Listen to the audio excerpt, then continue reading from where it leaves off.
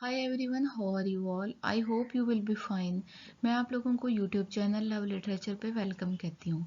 आज जो टॉपिक हम डिस्कस करने वाले हैं वो है कोलोनियलिज्म, जो कि पोस्ट कोलोनियल स्टडीज़ में इंक्लूड और फर्स्ट टॉपिक है। तो बिना टाइम वेस्ट किए करते हैं शुरू आज की वीडियो। कोलोनियलिज्म कोलोनियलिज्म होता है कि जब एक पावरफुल कंट्री दूसरे कंट्री पे जाके रूल ओवर करती है, दूसरे कंट्री पे जाके अपनी हुकूमत कायम कर लेती है, तो उसे कहते हैं कोलोनियलिज्म। और वहाँ पे जब वो हुकूमत कायम करती है तो वहाँ के लोगों को सबजुगेट करती है। ठीक है, वहाँ के कॉन्कर करने के बाद वहाँ की पॉपुलेशन को एक्सप्लॉइट करती है और अपनी कल्चर और लोगों को फोर्स करती है कि अपनी लैंग्वेज, वो जो उनकी लैंग्वेज है उनको अपनाएं, वो नेटिव पीपल है कोलोनाइजर की लैंग्वेज को अपनाएं। ठीक है, तो कोलोनाइजर कौन है? कोलोनाइजर वो पीपल जो रूल ओवर करने के लिए गए। ठीक है, कोलोनाइजर वाइट पीपल, वो पीपल जो रूल ओवर करने के लिए गए, ठीक है, एक कंट्री में या एक जगह पे। और कोलोनाइज्ड वो पीपल हैं जिनके ऊपर रूल ओवर किया गया। ठीक है, तो कोलोनाइजर जब गए किसी कंट्री में, अपनी पावर के थ्रू उन्होंने वहाँ पे रूल ओवर किया, वहाँ पे लोगों को एक्सप्लॉइट किया। ठीक है, वहाँ पे लोगों को सबजुगेट किया और कोलोनाइजर ने अपनी लैंग्वेज को थोपा कोलोनाइज्ड लोगों पे। कहा कि हमारी लैंग्वेज सुपीरियर है, हमारी वैल्यूज सुपीरियर है, आप लोग हमारी वैल्यूज हमारी लैंग्वेज को अपनाएं। ठीक है, तो वो होता है कोलोनियलिज्म। सही है। The word colony comes from the Latin word colonia. Colonialism जो है ना, एक वर्ड लैटिन वर्ड से निकला है जिसका मतलब है कोलोनिया। कोलोनिया का मतलब होता है अ प्लेस फॉर एग्रीकल्चर।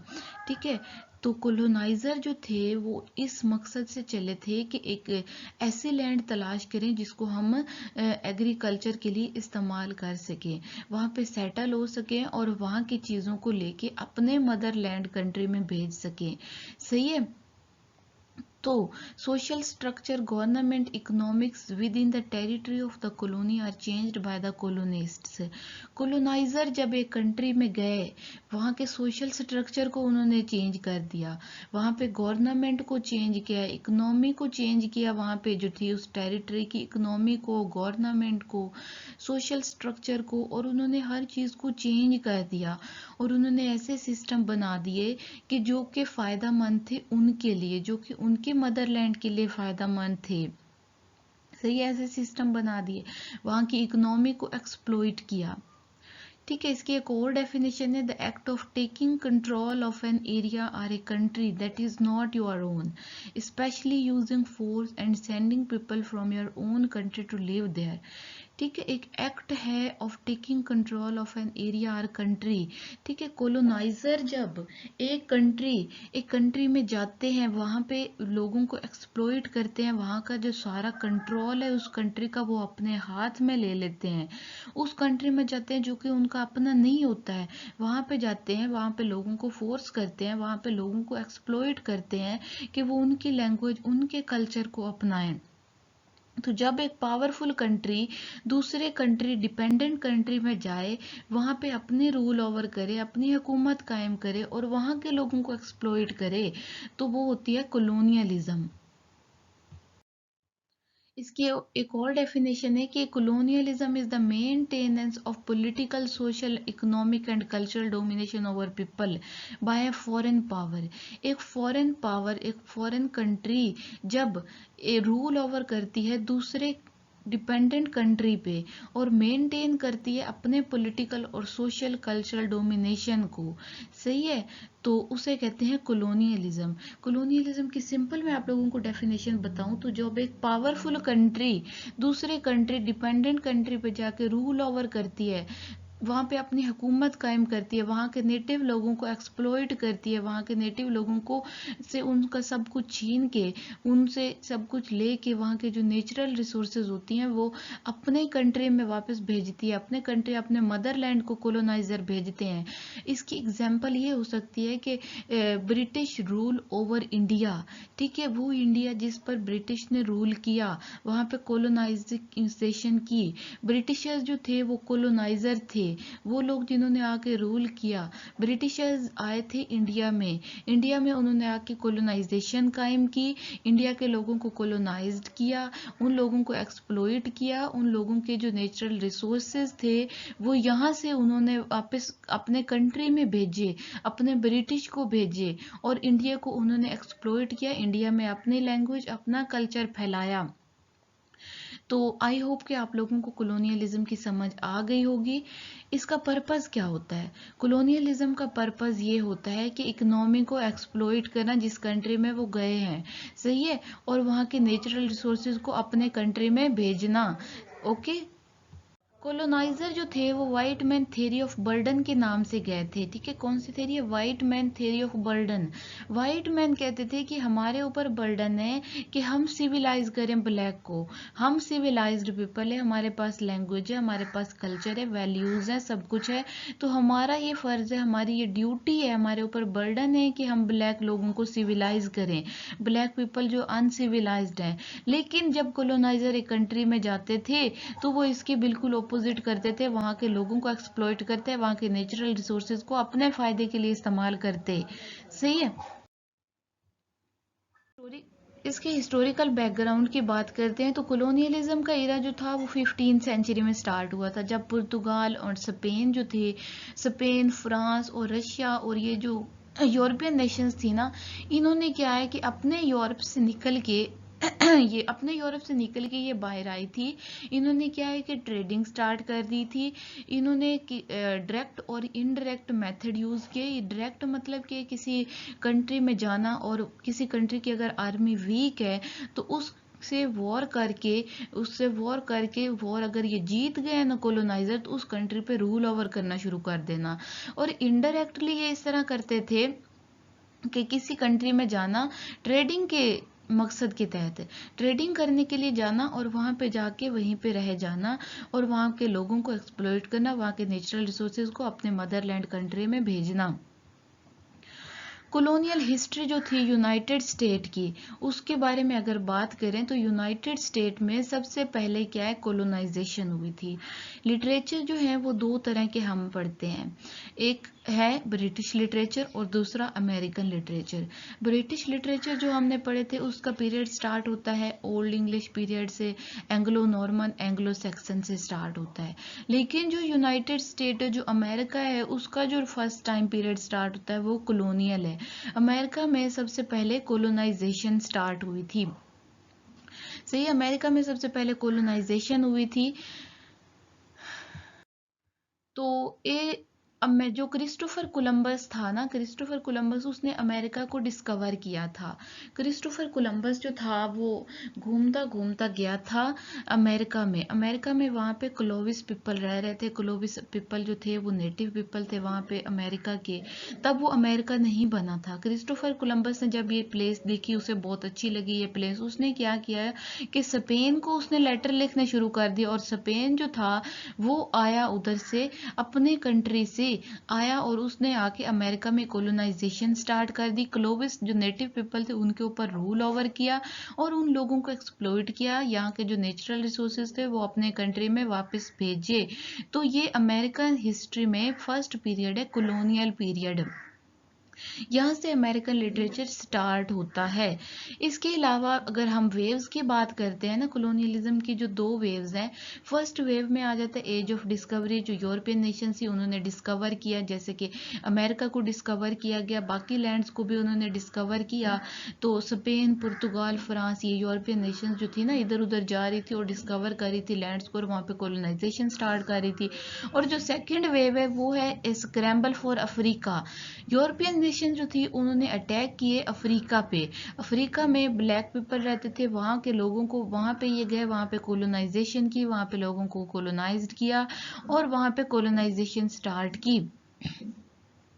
इसकी रीजन क्या थी? रीजन इसकी ये थी कि colonialism normally refers to the period 15 century to 20 century का टाइम पीरियड कहलाता है। इस दौरान क्या है कि तो कॉलोनियलिज्म की जो रीज़न थी वो ये थी कि इकोनॉमिक बेनिफिट, दूसरे कंट्री में जाना और वहाँ की इकोनॉमी को नुकसान पहुंचाना और वहाँ से बेनिफिट हासिल करना, ठीक है। To expand the power of coloniser, coloniser अपनी पावर को बढ़ाना चाहते थे।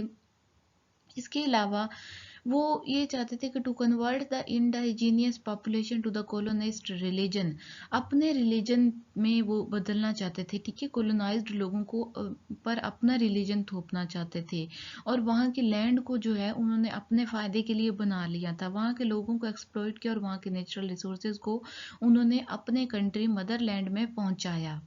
ये इसकी थी। तो 4 कॉमन करैक्टरिस्टिक हैं। इसकी करैक्टरिस्टिक की बात करते हैं तो इसकी खसूसियात जो थी वो political legal domination over alien society, over एक सोसाइटी में जाना, तो वहाँ पे अपने पॉलिटिकली और लीगल डोमिनेशन कायम कर लेना, ठीक है। इकोनॉमी एंड पॉलिटिकल डिपेंडेंस, सही है, उस इकोनॉमी को नुकसान पहुंचा के उसको पॉलिटिकली डिपेंडेंट कर देना। Exploitation between imperial powers and colony, racial and cultural inequality, racial and cultural inequality उन्होंने क्रिएट कर दी थी।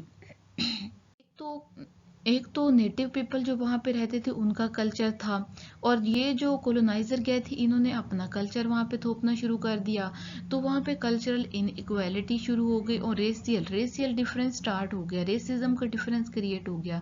ब्लैक जो थे उनको एक्सप्लॉइट किया गया, वाइट जो कॉलोनाइजर गए थे उन्होंने ब्लैक को एक्सप्लॉइट करना शुरू कर दिया। उन्होंने कहा ये ब्लैक जो है ना ये तो इन्फीरियर है, ये तो कुछ जानते ही नहीं है, हम वाइट है, हमारा काम है इनको सिखाना। तो उन्होंने रेसिज्म का डिफरेंस भी क्रिएट कर दिया था वहां पे। कॉलोनियलिज्म की 2 टाइप्स हैं, एक है सेटलर कॉलोनियलिज्म और दूसरी एक्सप्लॉयटेशन कॉलोनियलिज्म। सेटलर कॉलोनियलिज्म मतलब किसी कंट्री में जाना, वहाँ पे जाके सेटल हो जाना, वहाँ पे अपने चीज़ें बनाना, वहाँ पे लोगों को एक्सप्लॉइट करना, वहाँ के नेचुरल रिसोर्सेज को यूज़ करना। दूसरी आ जाती है एक्सप्लॉयटेशन कॉलोनियलिज्म, मतलब ट्रेडिंग के लिए वहाँ पे जाना, ठीक है, ट्रेडिंग के लिए किसी कंट्री में जाना, ट्रेडिंग पोस्ट के लिए, और वहाँ पे ट्रेड करते करते वहाँ की ट्रेडिंग के थ्रू वहाँ के जो नेचुरल रिसोर्सेज हैं वहाँ पे उनको लेके वहाँ से पहुँचा देना मदरलैंड कंट्री में। मेट्रोपोल का ये जो वर्ड है इसका मतलब ये है कि मदरलैंड कंट्री। अगर ब्रिटिशर्स आए हैं ना किसी कंट्री में, वहाँ पे उन्होंने कोलोनाइजेशन कायम की है, जैसे कि उन्होंने इंडिया में कोलोनाइजेशन कायम की थी, और वहाँ पे उन्होंने ट्रेडिंग शुरू कर दी। ट्रेडिंग के थ्रू उन्होंने जो नेचुरल रिसोर्सेज थे इंडिया के वो अपने मदरलैंड कंट्री अपने ब्रिटिश को पहुंचाए थे उन्होंने। तो ये कॉलोनियलिज्म की 2 टाइप्स हैं। मार्क्सिज्म जो है, जो कार्ल मार्क्स है, इसके बारे में अपना व्यू देते हैं कॉलोनियलिज्म के बारे में। मार्क्सिस्ट जो कार्ल मार्क्स थे वो अपनी थ्योरी उन्होंने मार्क्सिज्म दी थी, उसमें भी वो बात करते हैं कैपिटलिज्म की, वो कैपिटलिज्म के अगेंस्ट है, वो कहते हैं कैपिटलिज्म ठीक नहीं है। कैपिटलिज्म होता है कि प्राइवेट सेक्टर बनाना और उसमें लोगों को यूज़ करना, उनसे काम करवाना और उनको बदले में उनको थोड़ा देना। तो कार्ल मार्क्स जो है वो कम्युनिज्म की फेवर में थे, वो कहते थे कम्युनिटी में सब लोगों के पास इक्वालिटी हो, सबको राइट्स हासिल हो। तो ये कॉलोनियलिज्म के बारे में भी अपना व्यू देते हैं, ये कहते हैं कि कॉलोनियलिज्म भी फॉर्म है एक कैपिटलिज्म की, इसमें भी ये सारी डिस्ट्रक्शन का एक होलसेल डिस्ट्रक्शन है, ये एक डिपेंडेंसी है, ये एक सिस्टमैटिक एक्सप्लॉयटेशन है कि सिस्टम को एक्सप्लॉइट किया जाता है, ठीक है। डिस्टॉर्टेड इकोनॉमी को डिस्टॉर्ट किया जाता है, इकोनॉमी को नुकसान पहुंचाया जाता है। साइकोलॉजिकल डिसओरिएंटेशन, लोगों के मेंटल जो है साइकी को डिस्टर्ब किया जाता है। वो कहता है कि इससे क्या है, ज्यादा पॉवर्टी फैलती है। न्यू कॉलोनियल डिपेंडेंसी मतलब एक न्यू टाइप की डिपेंडेंट लोगों को ये बना देते हैं कॉलोनाइजर जो हैं। तो मार्क्सिस्ट जो कार्ल मार्क्स है वो अपना व्यू देता है कॉलोनियलिज्म के बारे में कि ये एक फॉर्म ऑफ कैपिटलिज्म है, इसमें क्या है, ये सारी तबाही का सिलसिला है, ये एक इंस्ट्रूमेंट ऑफ होलसेल डिस्ट्रक्शन है, ये एक डिपेंडेंसी है, ये एक सिस्टमैटिक एक्सप्लॉयटेशन है। इसमें क्या है, लोगों की साइकी को डिस्टर्ब किया जाता है, लोगों से काम करवाया जाता है, लेकिन बदले में उनको बहुत थोड़ा दिया जाता है, जिससे उनकी बेसिक नीड्स भी पूरी नहीं होती और पॉवर्टी फैलती है सोसाइटी में। इसके इफेक्ट्स क्या है, इसके इम्पैक्ट्स क्या हुए कॉलोनियलिज्म के, ठीक है। इसके इम्पैक्ट और इफेक्ट्स जो हुए वो ये हुए कि इकोनॉमिक डेवलपमेंट मॉडिफाइड, जो इस कंट्री में ये कॉलोनाइजर गए वहाँ पे इकोनॉमी जो थी, वहाँ की इकोनॉमी को इन्होंने नुकसान पहुँचाया, उसको मॉडिफाइड कर लिया और अपने बेनिफिट के लिए इन्होंने इसको इस्तेमाल किया।